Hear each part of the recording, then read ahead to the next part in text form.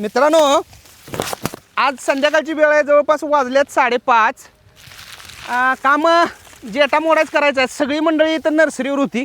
म्हटलं आज एक ट्रायल घेऊ, सगळ्यांचं जेठा मोडायचं बघूया. एक मुरड्यान मारले की रान सपतंय, तर प्रत्येकाला सरी धरायला लागले. मी पण धरले आज.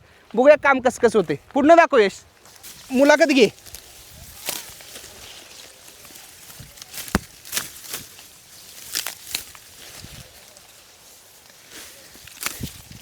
रानातल्या कामाला मित्रांनो अशी मजा येते. शिरूळ पाहिजे, फक्त ऊन नाही. आणि हे हलकं काम आहे. फक्त काय करायचं आहे, जेठा मोडायचा आहे. त्यामुळं हे हलकं काम आहे. बोला की काय चालू आहे की जेठा काढायचं काम? अण्णा हो, काय तर बोला. चालू जेटा मोडायचा. दमलाय काय?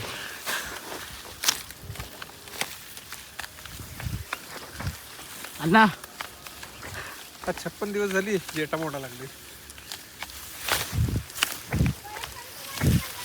भैया भैया दिवसातनं शेतात काम करायला घाम. भारी वाटायला आणि 1-2 मिनिटांना घाम येईल.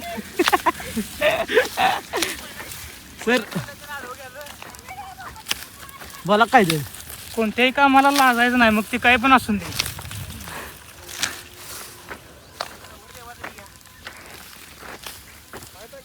सर बोला काय.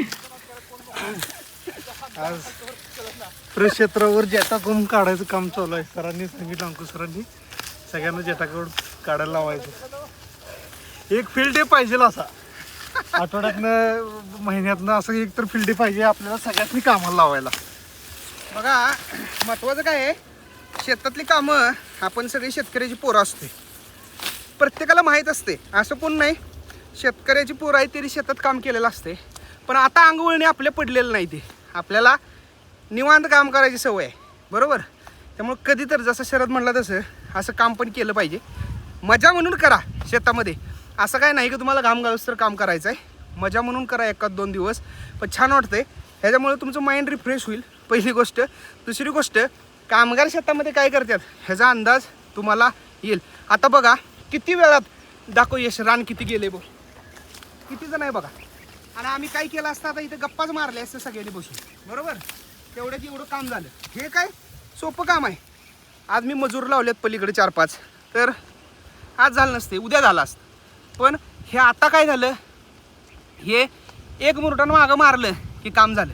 असे कामं शेतामध्ये करायला कधी कधी मजा येते. केलेलं बरं. माइंड रिफ्रेश होण्यासाठी ह्या गोष्टी महत्त्वाच्या आहेत. बघा पुढं आमच्यात कोण 1 नंबरला जाते त्याला बक्षीस लागले. तर रवी नाही तर आमचं सोनू ड्रायव्हर, दोघांपैकी 1 नंबरला जाते.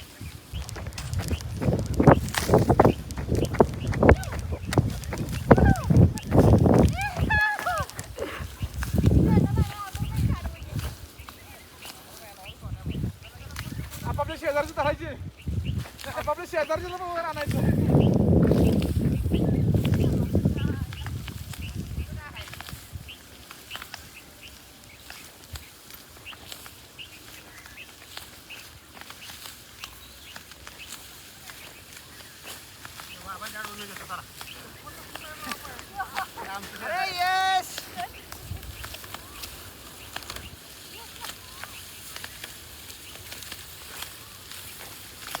कधी नाही ते यशना व्हिडिओ तर घेतलाय आम्हाला.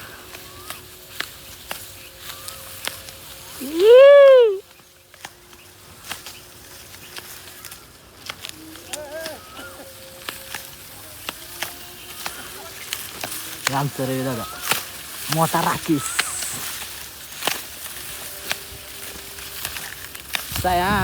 नाद. हा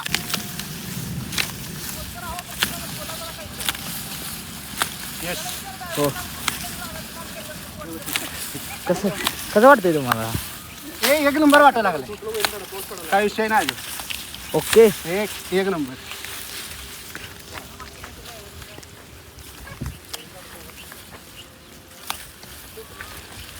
काय काय नाही. बाबा या बाबा काय आले, निम्मी सरी वाटली की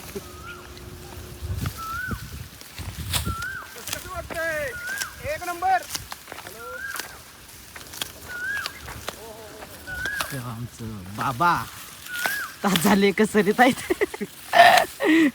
बाबा दिवसभर फिरून आता कसं वाटायला लागले. दिवसभर उन्हात आहे. एसी खाली.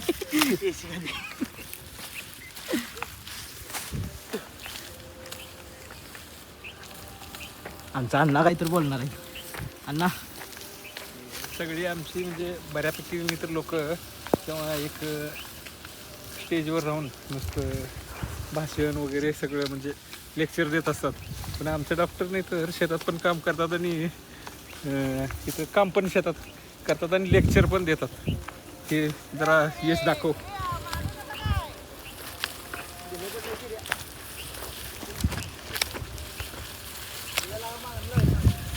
लहानपणी शेतात बरंच काम केलंय, म्हणजे असं काही जास्त कष्टाचं नाही, पण पडेल ती आता सवय मोडल्या तशी. पण छान वाटतंय, वातावरण छान आहे म्हणून आम्हाला एवढं जेठा मोडायचा पलीकडचा संपवायचा आहे. दिसतं एवढं थोडं राहिले आता. तर लेक्चर देणं आणि शेतात काम करणं काय फरक वाटतंय काय? बघा, लेक्चर देणं आणि शेतात काम करणं याच्यामध्ये लय फरक आहे.